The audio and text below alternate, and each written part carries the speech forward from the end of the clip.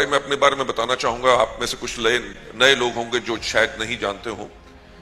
मैंने अपना कैरियर शुरू किया था वर्ल्ड की लार्जेस्ट फार्मास्यूटिकल कंपनी फाइजर के साथ। वहां पे 12 साल लगभग काम किया। कंपनीज को कैसे चलाया जाता है वो एक्सपर्टीज जो है मैंने वहां से लिया। एक चीज का ज्ञान वहां पे हो गया था कि कोई भी व्यक्ति कभी कंपनी से बड़ा नहीं हो सकता।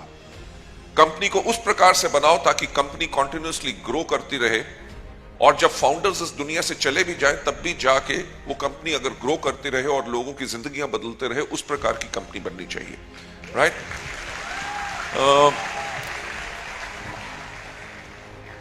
ट्रेनिंग मेरा एक पैशन था। तो जब इंडिया में नेटवर्क मार्केटिंग शुरू हुई तो एक कंपनी में एज ए ट्रेनिंग मैनेजर मैं गया, और लगभग साल सवा साल के बाद ही, I don't remember the period now, मैं उनका head of sales and marketing बन गया। उस कंपनी को 0 to 150 करोड़ के आसपास लेके गए, along with the entire team जो हमने क्रिएट की। I left that company. एक और कंपनी में वाइस प्रेसिडेंट गया। साल 1.5 साल के बाद उस कंपनी को भी छोड़ा। Then I joined a company in Malaysia, Kuala Lumpur में, जो उस टाइम पे 2002 के अंदर मलेशिया सिंगापुर ब्रुनेई में नंबर 1 नेटवर्क मार्केटिंग कंपनी थी। वहां पे कुछ समय रहा। वहां पे नेटवर्क मार्केटिंग के पोटेंशियल को देखा कि इसकी पावर क्या है। मैंने ऐसे लोगों से मिला जो 10 साल पहले ट्रक ड्राइवर थे और 10 साल के बाद उनकी पर मंथ की आमदनी 1.5 करोड़ रुपया पर मंथ थी। मैंने उस इंडस्ट्री के अंदर देखा जो लोग इंजीनियर्स थे, जिन्होंने एमबीए किया हुआ था, मल्टीनेशनल के अंदर चीफ इंजीनियर थे, उन्होंने अपनी नौकरी छोड़ के फुल टाइम डायरेक्ट सेलिंग कर रहे थे। और ऐसे बहुत लोगों से मिला जिनकी आमदनी महीने में 35 लाख रुपए से लेकर 75 लाख रुपया थी। तो वहां पे एक चीज का ख्याल आया कि अगर मलेशिया, जो एक छोटा सा देश है जिसकी पॉपुलेशन उस टाइम पे मुश्किल से 2.5 करोड़ थी, मैंने कहा छोटे से देश के अंदर इतनी नेटवर्क मार्केटिंग सफल हो सकती है। पिछले 30 साल से चल रही है। 1500 से ज्यादा कंपनीज, 2.5 करोड़ की पॉपुलेशन में 1500 से ज्यादा कंपनीज गवर्नमेंट ऑफ मलेशिया के पास रजिस्टर्ड थी। और इंडिया में गेम क्या चल रहा था कि कंपनी खोलो, कंपनी बंद करो, कंपनी खोलो, कंपनी बंद करो। लीडर्स करते क्या थे, एक कंपनी से लेकर दूसरी कंपनी में जंपिंग गेम ही चलती रहती थी। तो एक ख्याल आया कि कंपनी खोलो और बंद करो का खेल जो चल रहा है वो इसलिए चल रहा है क्योंकि कंपनीज की मैनेजमेंट के पास वो एक्सपर्टीज नहीं है कि कंपनी कैसे चलाओ। दूसरा, जो लीडरशिप है वो एक कंपनी से दूसरी कंपनी में इसलिए जा रही है क्योंकि उन कंपनी के अंदर स्टेबिलिटी नहीं मिल रही, because the management is not good. Management experiment करती थी बाकी कंपनियों में, लोगों की जिंदगी के साथ खिलवाड़ होता था, लोगों को स्टेबिलिटी नहीं मिलती थी। तो जो मलेशिया की कंपनी थी उसका हमने 2003 के अंदर इंडिया में ऑपरेशन शुरू किए। 2004 में उनको भी छोड़ दिया। मैं जो हमेशा कहता हूं कि सब कंपनियां बेहतर थी, सिर्फ मेरे सोचने का तरीका अलग था। राइट? मेरा हमेशा एक सोच रहती थी कि किसी भी कंपनी को अगर कोई बड़ा बनाता है तो उस कंपनी के डिस्ट्रीब्यूटर्स जो हैं वो उस कंपनी को बड़ा बनाते हैं। राइट? किसी भी कंपनी की मैनेजमेंट का काम क्या होता है कि अपने लोगों को बेहतरीन सर्विसेज दो। लेडीज एंड जेंटलमैन, आज के दिन पे दुनिया जो है सिर्फ एक चीज के ऊपर चलती है जिसको कहते हैं सर्विस। सिर्फ प्रोडक्ट की सर्विस नहीं होती, ना सिर्फ कंपनी का काम है। कंपनी का तो ऑब्वियसली काम है कि आप लोगों को बेहतर सर्विसेज दें। आप भी अगर अपने बिजनेस को बेहतर बनाना चाहते हो, जितनी अपने डाउनलाइंस और अपने अपलाइंस को सर्विस दोगे, आपका बिजनेस और ज्यादा बेहतर बढ़ेगा। राइट? सो इस प्रकार की कंपनी कोई इंडिया में थी नहीं। हमने कहा कोई तो खड़ा होगा जो इस प्रकार की कंपनी बनाएगा। वहां से शुरुआत हुई वेस्टीज की। 2004 में हमने शुरू किया। That is my background. साथ साथ कंवरबीर सिंह और दीपक सूद जो कंपनी के बोर्ड ऑफ डायरेक्टर्स में हैं, उनके पास भी 1996 से वो नेटवर्क मार्केटिंग के अंदर इन्वॉल्व है। उन्होंने भी मल्टीनेशनल कंपनीज के अंदर वेरियस पोजीशंस के ऊपर काम किया। हम तीनों साथ इसलिए आए क्योंकि हम तीनों लोगों की सोच बिल्कुल एक मैटर करती थी। और वो सोच क्या थी कि इस दुनिया में अगर सबसे नेक कोई काम है तो वो है नेटवर्क मार्केटिंग, जहां पे एक आदमी, अब ये मत सोचो कि आज ये इवेंट हुआ इसलिए इवेंट हुआ क्योंकि लीडर्स अपने आप को दिखाना चाहते हैं। ये मत सोचो कि ये इवेंट हुआ है क्योंकि ये लोग आपको मोटिवेट करना चाहते हैं। ये इवेंट इसलिए हुआ है कि ये लोग आपको बेहतर सर्विस दे सके ताकि आप अपनी जिंदगी को बदल सके। राइट? ये जो all that motivation, award, recognition और लीडर्स आके जो बोल रहे हैं वो आपको गाइड कर रहे हैं। जैसे वेंचुरे जी का मैंने भी सुना, उन्होंने क्या कहा कि बॉम्बे पोर्ट ट्रस्ट की नौकरी छोड़ी 31 साल की उम्र में, राइट? एक कंपनी की, उसके बाद दूसरी कंपनी की, उसके बाद ट्रेडिशनल बिजनेस किया, उसके बाद फिर वाटर प्यूरिफिकेशन की एक कंपनी की। उस चीज से सिर्फ एक पता चलता है कि कंपनी का चुनाव बहुत जरूरी है, राइट? कंपनियां हर दूसरे महीने खुलेंगी, कोई यहां से देगा, कोई वहां से देगा, कोई बाइनरी चलाएगा, कोई ट्राइनरी चलाएगा, प्लान चलाएंगे, पर स्टेबिलिटी आपको दे नहीं सकेंगे। व्हाई? क्योंकि मैं एक चीज सिर्फ कहता हूं कि इस दुनिया में सबसे ज्यादा जो मैटर चीज करती है वो होती है सोच। जिस कंपनी का आप चुनाव कर रहे हैं, जिसके अंदर आप अपना कैरियर बिल्ड करना चाह रहे हैं, क्या उस कंपनी की एक्चुअल सोच है जो आपके प्रति है? कमर, दीपक और मेरी सोच एक थी कि दुनिया का सबसे नेक काम नेटवर्क मार्केटिंग है, जिसके अंदर एक लीडर जो गलतियां खुद कर चुका है वो आपको सिखाता है ताकि आप वो गलती ना दोहराएं। उसको बेशक ज्यादा समय लगा हो सफल होने में, आपको वो सिखा सके कि अगर ऐसा काम करोगे तो ये गलती होगी, ताकि आपको उतना समय ना लगे जितना वो लगा चुका है। जब आपके नेटवर्क नहीं बन रहा होता तो ऊपर से अपलाइन आके आपके साथ सपोर्ट करता है, आपका नेटवर्क बनाता है, आपके लोगों को कन्विंस करता है, आपकी टीम को बिल्ड करता है, आपकी टीम को बिल्ड करता है, उसको एजुकेट करता है, उसको कोच करता है, उसको मेंटर करता है, उनको मोटिवेट करता है, जाओ, जाके सफल हो जाओ और सारी उम्र अब कमाओ। लेडीज एंड जेंटलमैन, इस तरह के बिजनेस को जब इंडिया में लोग यही सोचते थे कि ये टोपी घुमाने वाला बिजनेस है, चार फंसाओ, अपने पैसे निकालो, दूसरी कंपनी पकड़ो, सो हमने शुरुआत की वेस्टीज की। मैं हमेशा एक चीज कहता हूं कि सफलता उन्हीं को मिलती है जिनकी तैयारी अच्छी होती है, right?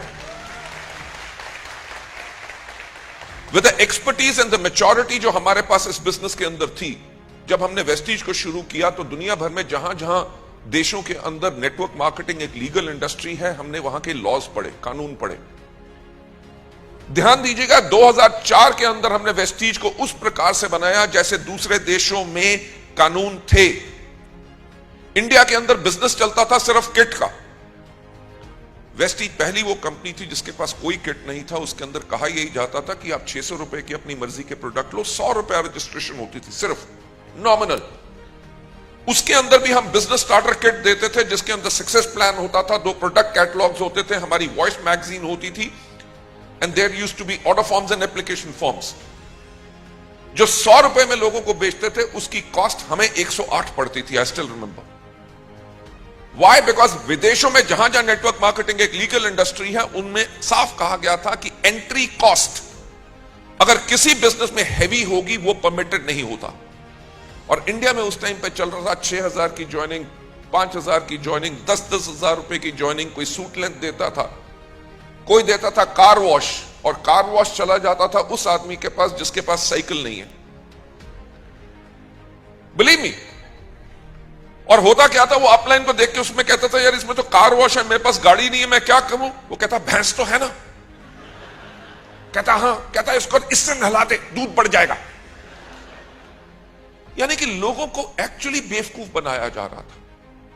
Vestige started with 100 rupees joining plus 600 रुपए के अपनी मर्जी के प्रोडक्ट लो। हमने मार्केटिंग प्लान को इंजीनियर किया, उस प्रकार से इंजीनियर किया ताकि लोगों में के पास आमदनी आए। जो जो लूप होल्स थे जिसके करके या तो कंपनियों को फायदा होता था या डिस्ट्रीब्यूटर्स को लॉस होता था, हमने उन सबको दूर किया और वेस्टीज के मार्केटिंग प्लान को इंजीनियर किया ताकि लोगों की लाइफ चेंज कर सके। उस तरह से इंजीनियर किया ताकि एक्चुअल सिक्योरिटी मिल सके। मैं आज मॉर्निंग में आ गया था पुणे से। I was meeting a few leaders over here, तो मैं उनसे यही बात कर रहा था। I said about security and I was talking about one of our ex ambassadors mister Sudarshan Mohanty. फरवरी के महीने के अंदर 22 तारीख को, इनफैक्ट इसी मंथ में, उनको इस दुनिया से गए हुए 3 साल पूरे हो जाएंगे। कैन यू बिलीव, आज से 3 साल पहले जब उनकी डेथ हुई थी तो उनका चेक था 7,05,000 रुपए। मैं जो आज लीडर्स उनसे बात कर रहा था वो कह रहे थे कि नेटवर्क मार्केटिंग के लीडर्स लाओ तब जाके नेटवर्क बड़ा होता है। ऐसे नो, सिर्फ लीडर्स के ऊपर फोकस करोगे दूसरी कंपनियों के तो गंद पड़ेगा। Start building your new foundation from your fresh people, जिनका माइंड पोल्यूटेड नहीं है, जो एक्चुअली ड्रीम्स ले रहे हैं, जिनके 5 कंपनियों में ड्रीम टूट गए हैं, यहां पे आके वो सिर्फ लूडो खेलेंगे, राइट? कि 6 आ गया तो चल पड़ेंगे, नहीं तो वहीं पे घर में बैठे रहेंगे। I said bring in fresh people. मैंने कहा आज के दिन पे मिसेस मोहंती के पास 10 लाख के आसपास का एवरेज चेक जा रहा है। 3 साल होने लगे हैं कि उनके हस्बैंड इस दुनिया में नहीं है, जो बिजनेस बिल्डर थे, जो फिनोमिनल लीडर थे, जिनको मैं सुनता था तो मेरे रोंगटे खड़े हो जाते थे, मेरे अंदर जोश हो जाता, राइट? वो नहीं है, बल्कि उनकी वाइफ आज के दिन पे इस बिजनेस को मैनेज कर रही है। वो तो किसी कंपनी से बड़े लीडर्स नहीं लेके आ सकी। She is doing her normal meetings, new लोगों को अप्रोच करते हैं और चेक अप्रोक्सीमेटली 50% ग्रोथ कर गया। Ladies and gentlemen, this is the kind of a security जो हम लोगों को देना चाहते थे। और आज के दिन पे वेस्टीज में 200 से ज्यादा ऐसे लोग होंगे जो आज इस दुनिया में नहीं है, बल्कि उनके परिवार को बेनिफिट वेस्टीज की तरफ से मिल रहा है, राइट?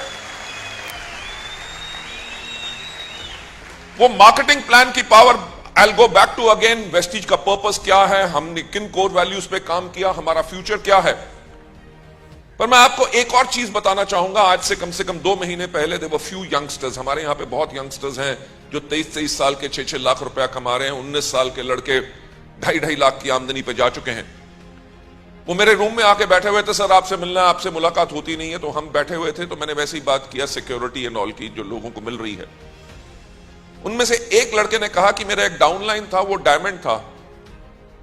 23 साल का लड़का, उसकी मोटरसाइकिल एक्सीडेंट में डेथ होगी। ही सेड ना तो उसका फादर जिंदा है और उसके अलावा उनकी फैमिली में और कोई बच्चा भी नहीं था, उनकी मदर बिल्कुल अकेली रह गई थी। Can you believe? जो बेटे ने बिजनेस बिल्ड किया था, उसके करके उनकी मदर को लगभग 1,08,000 रुपया उस टाइम पे हर मंथ आ रहा था। This is the kind of a business जिसको हम बिल्ड करना चाहते थे ताकि लोगों को सिक्योरिटी मिले। लेडीज एंड जेंटलमैन, मैं वही कहूंगा कि 2004 में जो वेस्टीज ने किया, 2016 के अंदर गवर्नमेंट ऑफ इंडिया ने वो गाइडलाइंस लाई। हमारी तैयारी 12 साल पहले वो हो चुकी थी। जो दुनिया ने 12 साल बाद करना शुरू किया, हम उसको 12 साल पहले कर रहे थे, राइट? सब कंपनीज ने अपने आप को चेंज किया, एक कंपनी को बिल्कुल चेंज करने की जरूरत नहीं पड़ी, वो थी वेस्टीज। जो अभी तक नहीं हुआ, हमने 2004 में उसकी भी तैयारी कर ली थी। मुझे पता है आने वाले कुछ सालों के अंदर एक रेगुलेटरी बॉडी बनेगी जो कंपनियों को के जो प्रोडक्ट के दाम है वो कैसे तय करेंगे, उसके ऊपर उनकी मॉनिटरिंग होगी। जैसे फार्मास्यूटिकल्स के अंदर ड्रग प्राइसिंग कंट्रोल ऑर्डर होता है, दे डिटरमिन द प्राइस, जितना मार्जिन आप रख सकते हैं। वेस्टीज ने शुरुआत से प्रोडक्ट की प्राइस वही रखी जिसके करके लोगों के पास अच्छी इनकम आए, राइट? और लोग उन प्रोडक्ट्स को रिटेल कर सके। 2004 में शुरुआत की, आज के दिन पे we are India's largest direct selling company, right?